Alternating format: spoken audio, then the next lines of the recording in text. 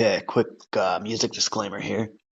I do not own the rights to this music, which belongs to the rightful owner, who is the intoxicating mind of Dr. Frankenstein. So he made my intro and my outro, and I hope you guys enjoy. Check him out on Spotify and YouTube, and no copyright infringement is intended. Have a good day.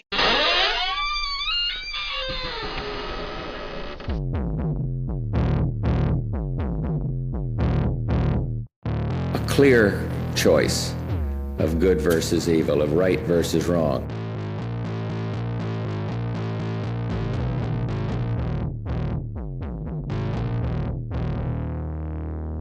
Twisted Tales.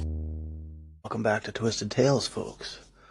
Now, my next episode here, we're gonna get into some Area 51 shit, because I wanted something easy on the brain. Now, we're gonna get into some alien abductions, some cover-ups, and just some Area 51 shit. Now, this episode's gonna be like a different change of pace for me, because, I normally do, well, I guess it's Twisted Tales anyway going into this, right? Because fucking aliens and whatnot. So this one's dedicated to my buddy Baker. So here we go. Area 51, located at Groom Lake in the middle of the desert of southern Nevada. So it's 134 kilometers northwest from Las Vegas. Built in 1955 and is presently still active. It's, it's a military base, but is more so known for all its government conspiracies and shit. Now, originally back in the day, it was called Paradise Ranch, not Area 51. Now, this name was picked to make the area sound like a little bit more appealing to those that had worked at the facility. Because you can't go around saying like, oh, hey, I work at Area 51. Oh, where's that at? Well, I can't fucking tell you.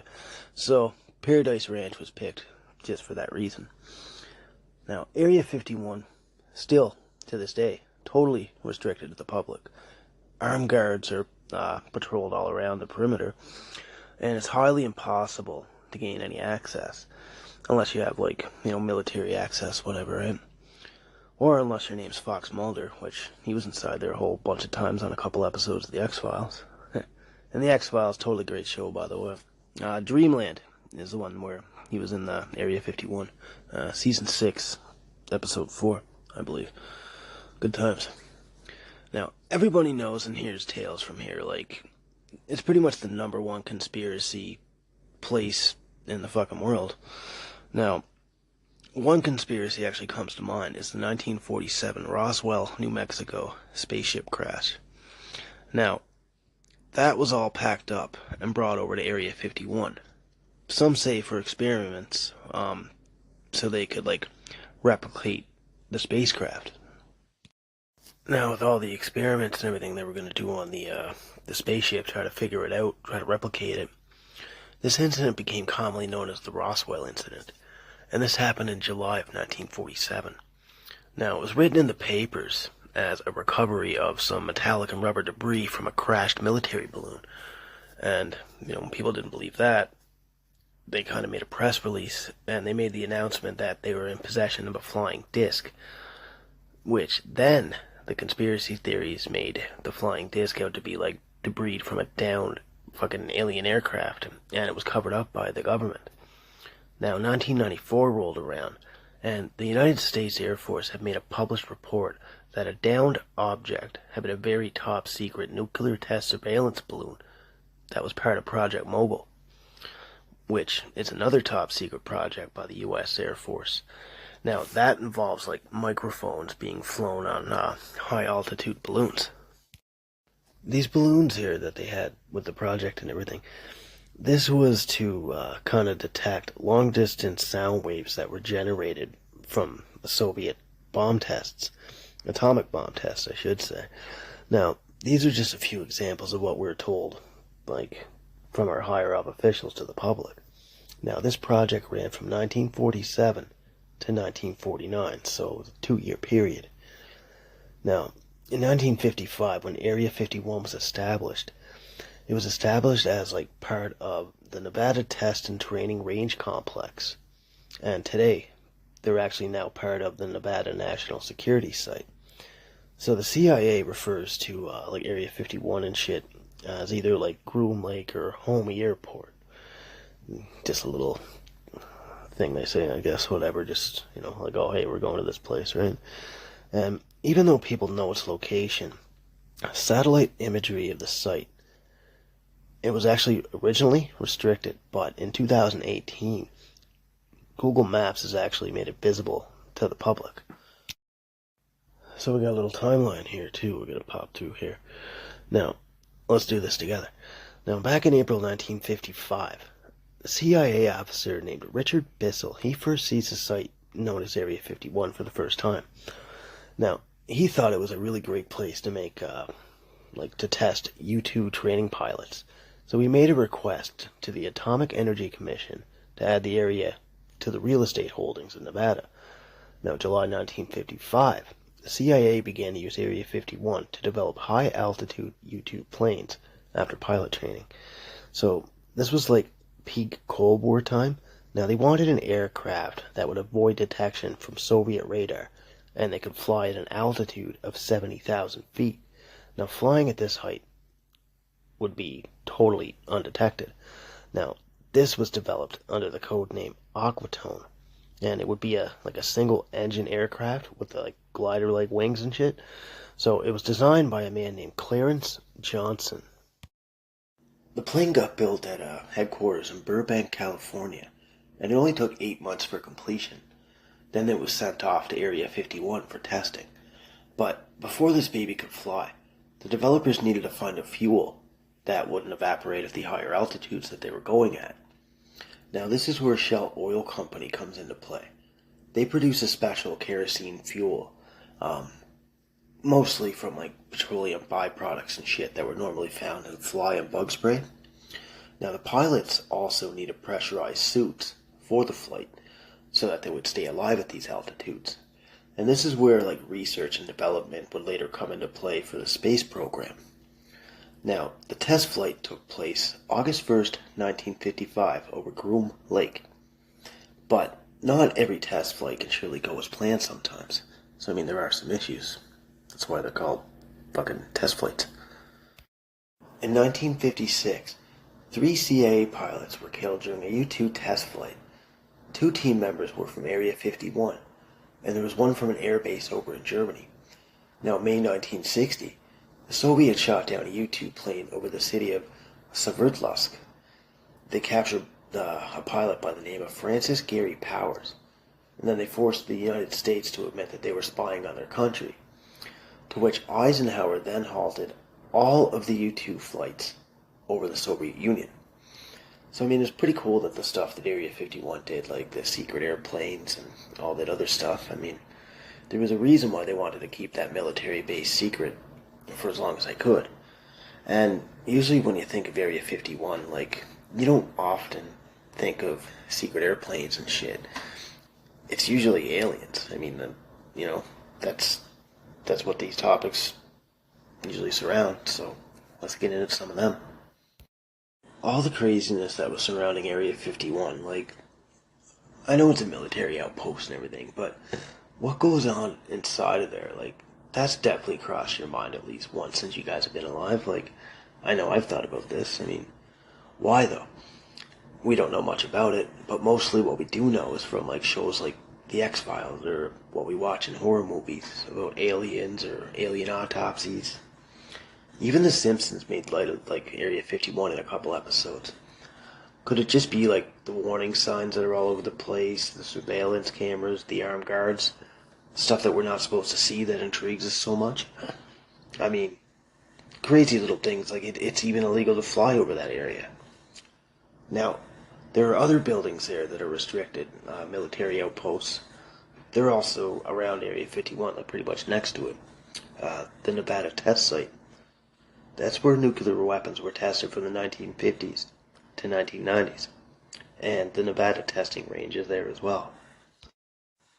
In 1989, a man named Robert Lazar, he claimed to have worked on alien technology inside of Area 51.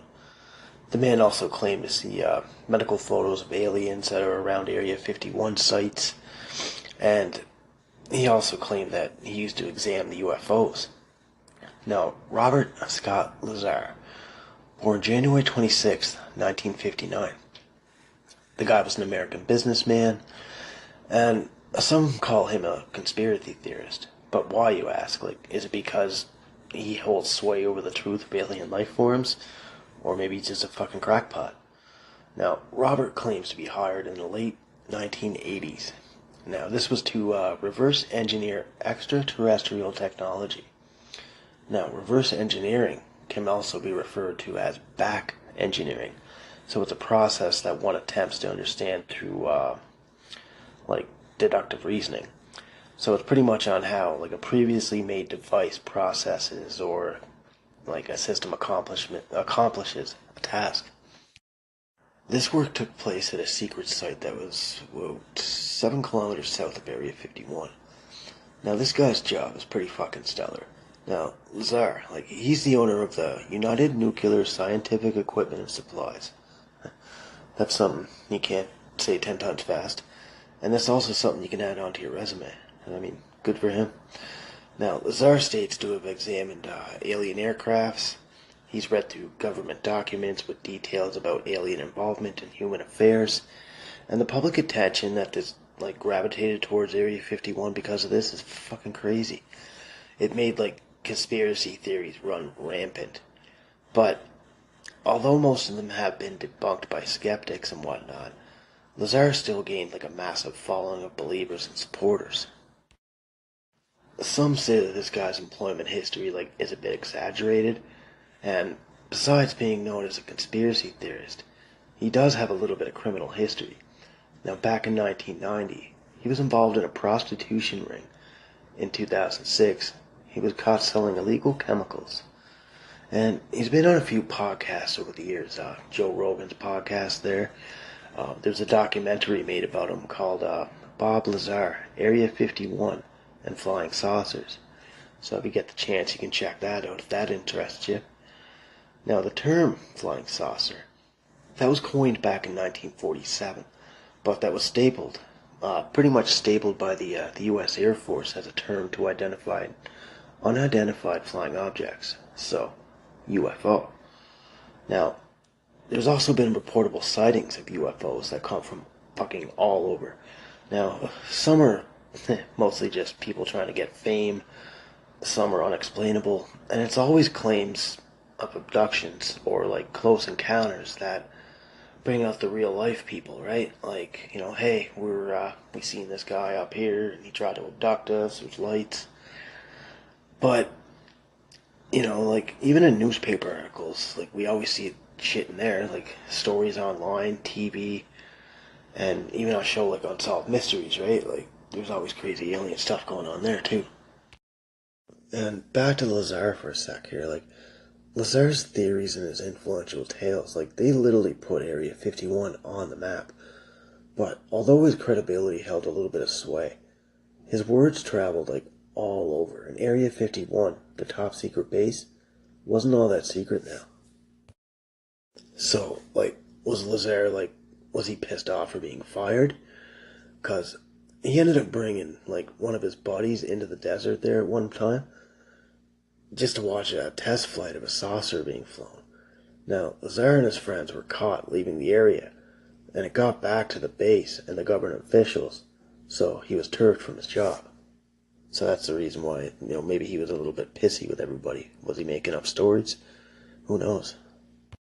And Unsolved Mysteries has tons of stuff on there, like UFO related, so I mean, you can check that out, man. It's a good show, and I'm still stuck on season 4 from like 8 years ago because I keep falling asleep to that guy. And let's get into some close encounters here. Now, back in 1803, some fishermen stumbled upon a locked vessel unbeknownst to them. It was adrift by the seashore.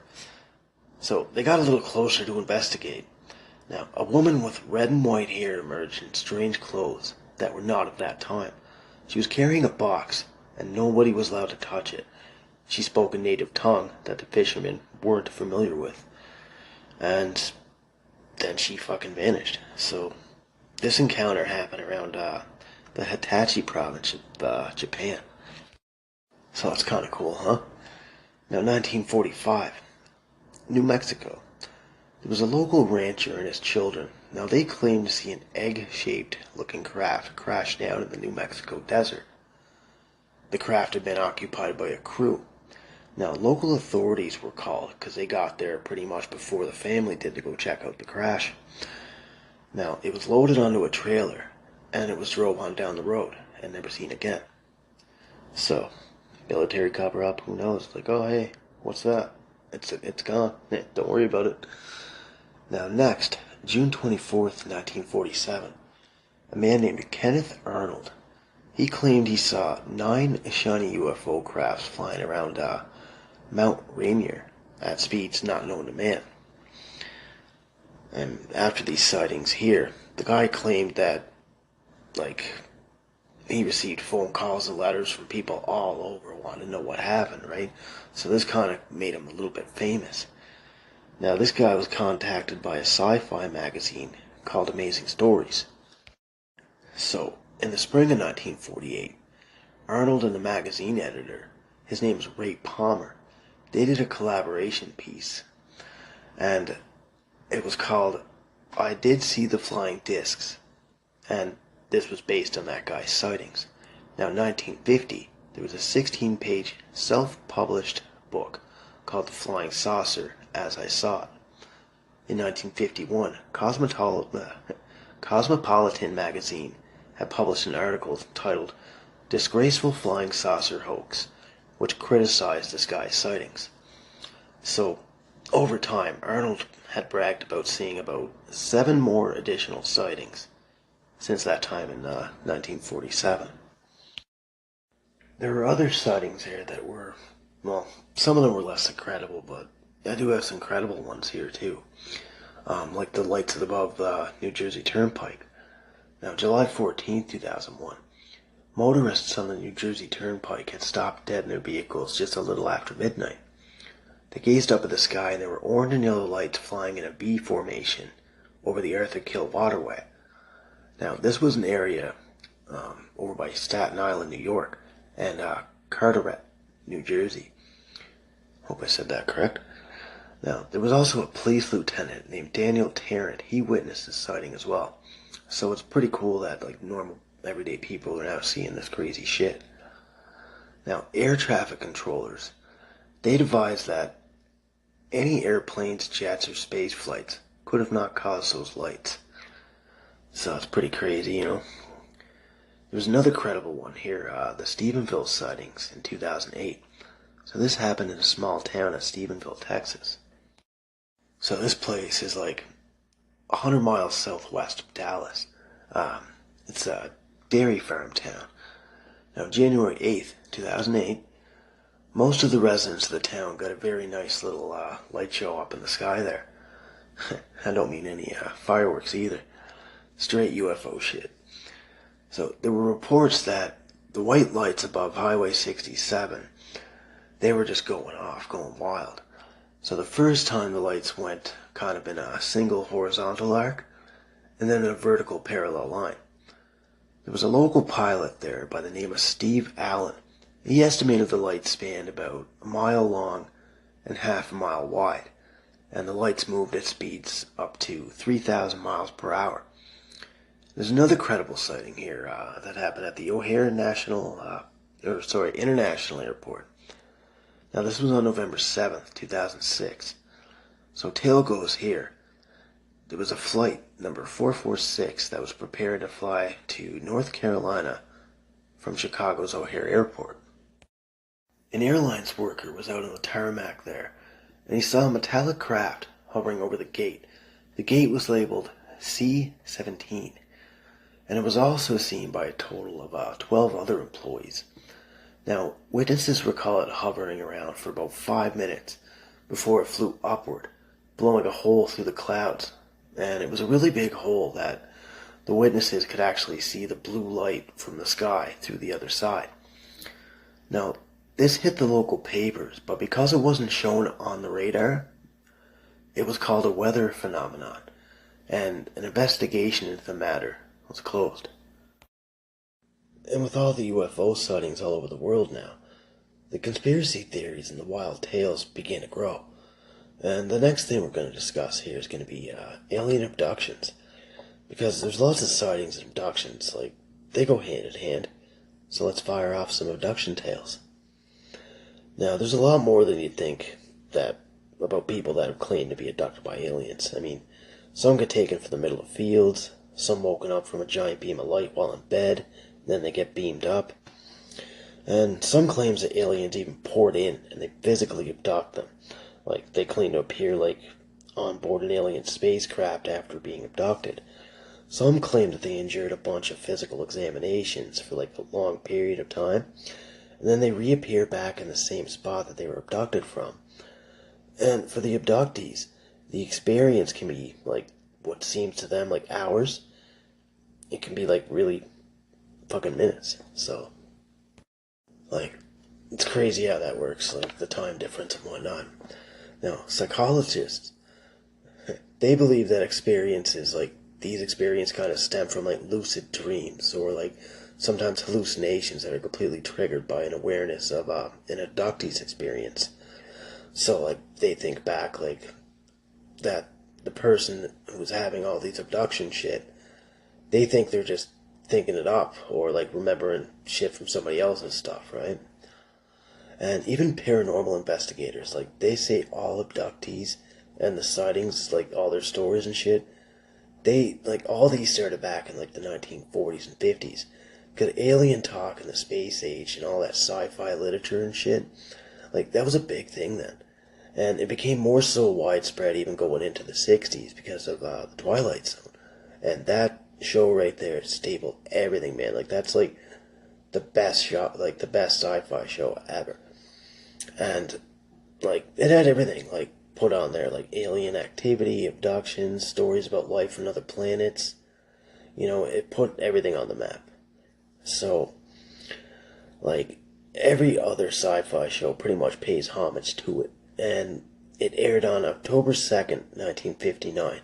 And honestly, people couldn't get enough of it. There's one particular abduction there that's like the king of all abductions.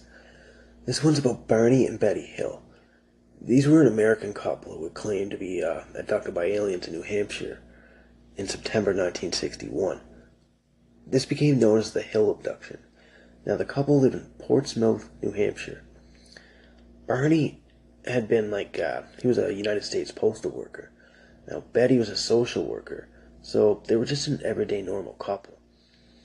Both were active in the local Unitarian congregation, and they were members of the NAACP, which means National Association for the Advancement of Colored People. And they were an interracial couple before interracial couples were a thing. And it wasn't the most common thing back then in the United States, but just a little bit of background there. Now, according to their stories, the ordeal happened on September 19th, 1961, around 10:30 p.m. So they were returning from a trip from Niagara Falls and Montreal. They were just a little south of Lancaster, New Hampshire, when Betty started seeing a bright light in the sky as if it was like following them around. So it was like moving around below the moon, like above, just flying around, all around the sky. Now, Betty began to think that it had been like a falling star or a shooting star. So the couple pulled over and they decided to get a closer look, and they were going to walk their dog. So they stopped at a local, a little picnic area. This was south of Twin Mountain. Then they broke out the binoculars. They wanted to see what kind of craft it was that was making all these multicolored lights go around. They both looked through the binoculars at the craft. Now, Barney believed it to be a commercial airliner, but he thought again when the lights quickly descended down in his direction. They began to drive shortly after this down an isolated road, and then the flying object seemed to move closer to them. Now, as they drove down the road, the lights started to move radically, bouncing back and forth throughout the sky. Now, once they reached around the area of Indian Head, now that's a mountain in Franconia Notch in the White Mountains in Grafton County, the UFO kind of descended down the couple, like it was going down towards the couple's vehicle, which caused them to stop the vehicle entirely, Their vehicle was a 1957 Chev Belair. Now, the huge craft hovered like 80 to 100 feet above them, and then it was hovering in complete silence, like there was no sound coming from this craft at all. Now, Bernie hopped out, and he used his binoculars to take a closer look at the weird-looking spacecraft. So, in the binoculars' view, he claimed to see 8 to 11 figures looking back at him. So as Barney just stared at the window, like, he checked out these weird figures. I mean, who wouldn't be kind of scared looking at that, right? Now, Barney had his handgun on him, so he raised it to the ship, but he found out he couldn't pull the trigger, as if he was like either too frightened or maybe he was under control of the ship. He didn't stick around to find out, though. He split and he went back to the car, so the couple took off down the road in the opposite direction. Now, as soon as they sped off, they both started to feel kind of funny, and a drowsiness had come over them. Now, as time passed on, the couple were driving down the road. This was many miles down the road, and they had no fucking memory of doing anything. Like, nothing. It was just completely white. That's all they remember. So when the couple returned home, safe and sound, mind you, they realized that their drive back had taken 2 hours longer than it should have. So it was as if 2 hours just fucking disappeared. Now, the watches that they wore, they no longer functioned. They held a compass needle to their, over near to their vehicle, and it had begun to spin uncontrollably. Now, this incident was reported to the local Air Force base, and a report had been done up. So it hit the local library up, just to go check out some UFO books and whatever, right?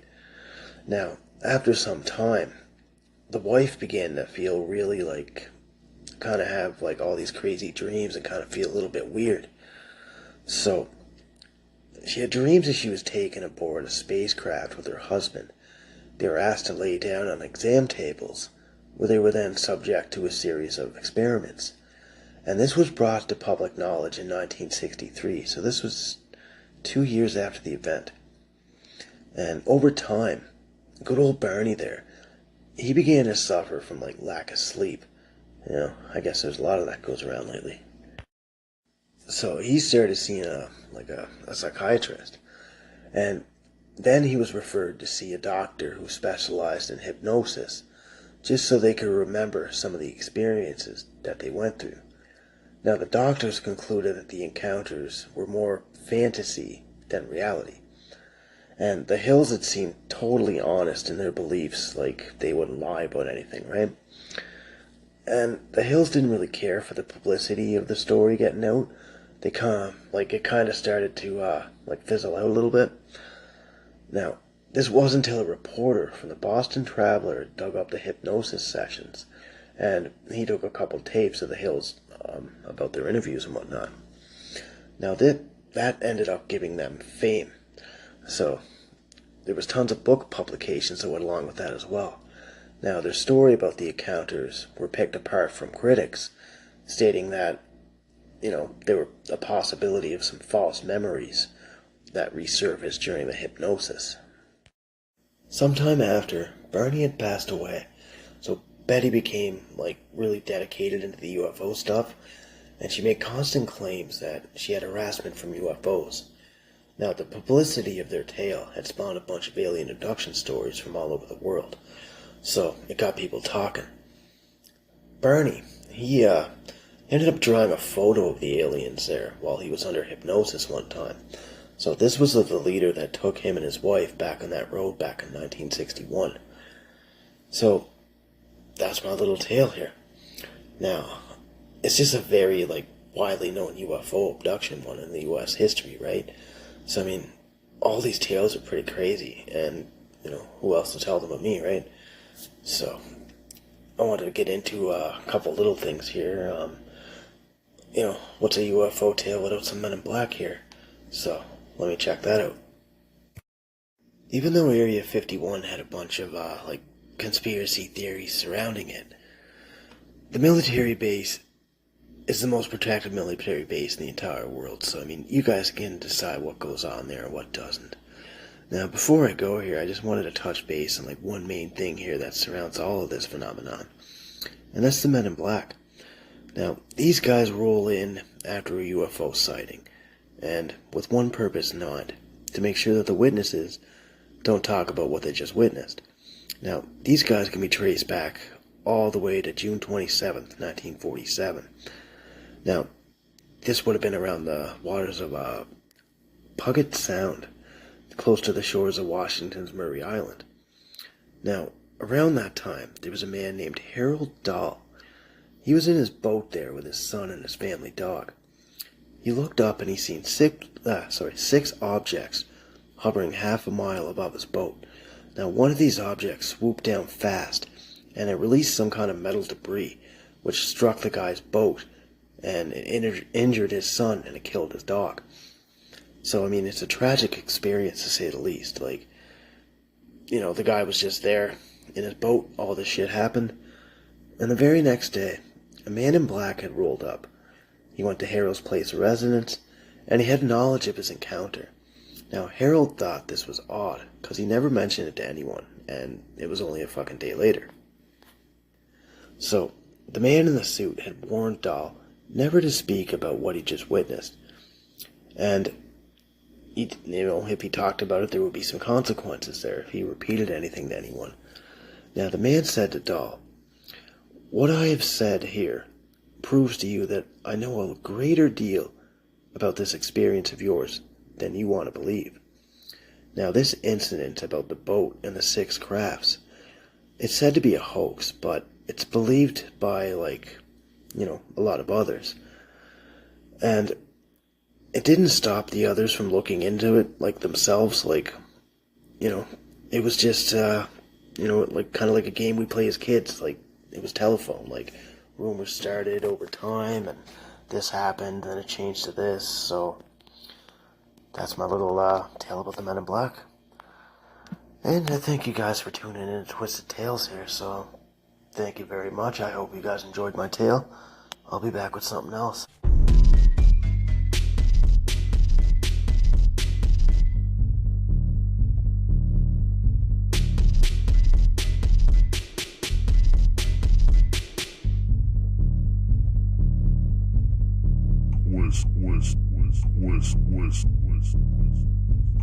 Twisted Tales.